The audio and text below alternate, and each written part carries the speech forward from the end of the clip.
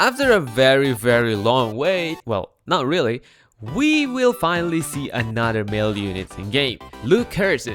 And after he was first teased, he quickly gained a solid amount of hype due to his face card, mysterious aura, and of course,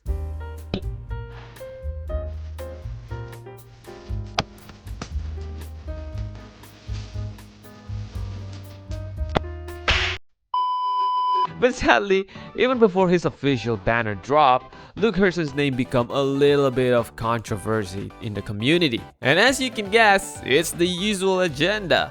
Male don't sell. Some people expect Luuk will be another half-baked unit that doesn't really have that game-changer mechanism built around his kit.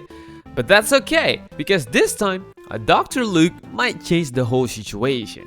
And male wanners, they can walk away with their chin up, because Luuk is literally a unit that comes with a huge potential and value you've ever wanted from a character. During the 3.1 story quest, we already got the trial for Luuk, and oh boy, his gameplay looks so sick. Cool sight animation, aerial attack for 80 to 90% of the time during his on-field duration. Yeah, that's a strong advertisement right there. But another thing that becomes his selling point is the fact that he will be a main DPS unit. And who doesn't want a strong DPS, right? And that itself already makes his values grows even bigger. Why? I mean, let's talk a little bit about the current state of Wuthering Waves character balance. Out of 46 characters in game, there are only 9 male characters in total, excluding Luuk. Out of those 9, there are only 2 limited 5-star that falls under the main DPS category. I mean, some people use Brand as main DPS too, so let's say 3. 3 main DPS in game. But now, Luuk will be added to the pool and balance things out a little bit, especially for Spectro teams, and make them shine again. Because if we take a look at other attributes that recently released their DPS units, they have a pretty solid roster. Fusion got 𝗖cie𝗽𝗵𝗵 for Fusion Burst and Tune Break, as well as 𝗖𝗽𝗄 for Echo Damage. Arrow got Cartwheel for negative status, and Yuno for heavy feet attack. I don't know. Electro got Augusta with the World move. And Havoc is still up there with Prolova's Echo Damage. Meanwhile, the last two, not even close.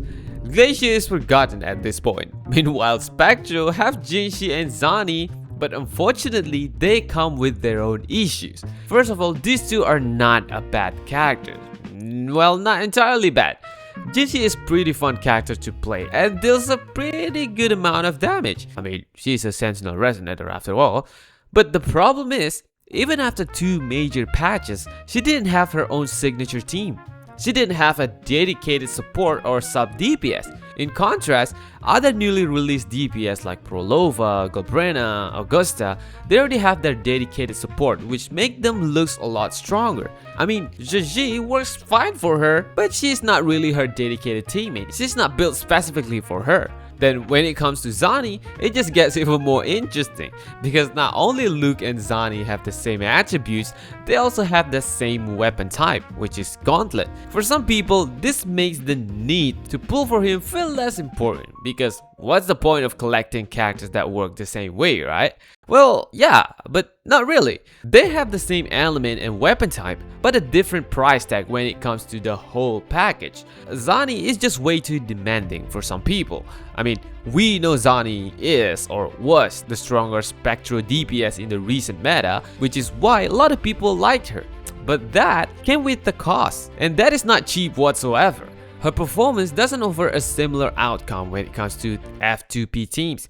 The negative status requirement really pushed her need for a specific sub DPS, which is Phoebe. Somehow it gave the restrictive taste, because no one can replace Phoebe in the party. I mean, Rover can, but it won't give you a high tier character feeling. Her team is good, but she's just so expensive. Because on the other hand, Luuk comes with a decent and promising kit with more flexible requirements.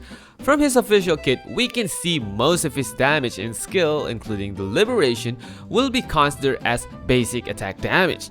So other than the Tombstone unit, he will primarily be a basic attack character. And this design choice itself already opens up a huge door for his value. First off, because of this damage type, Luuk will have a pretty decent option when it comes to weapon choice. The new standard weapon, the Pulsation Bracer, will be a good fit for him as it will increase 12% attack and 6% basic attack damage and can be stacked for 4 times.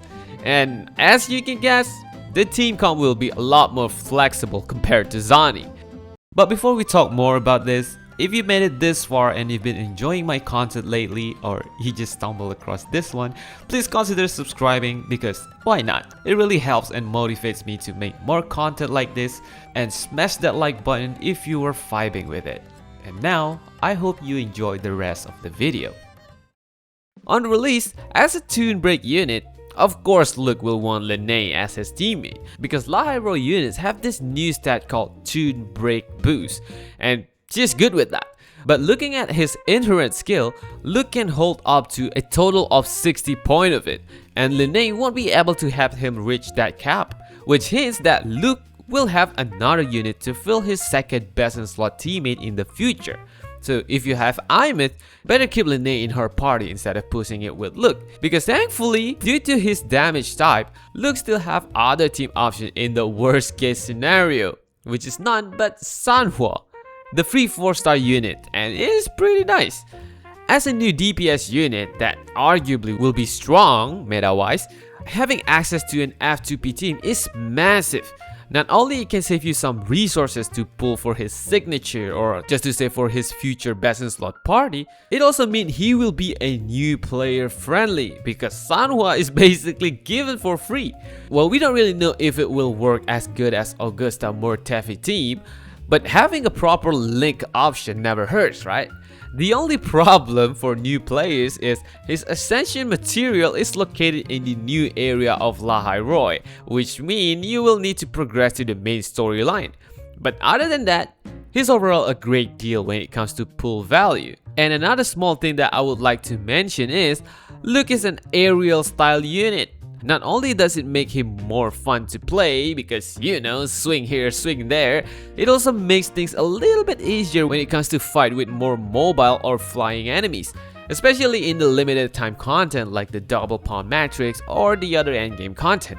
So personally, I would say the only time you want to skip Luuk is if you already have 𝗖nie's full team, because I wouldn't say 𝗖nie's team is weak. No, she's perfectly fine. I have her S1R1 and I use her a lot, but she's just more expensive when you try to build her team from the ground compared to Luuk. Also, with the meta shifting in the new patch, it will make Luuk feel a lot stronger compared to 𝗖nie.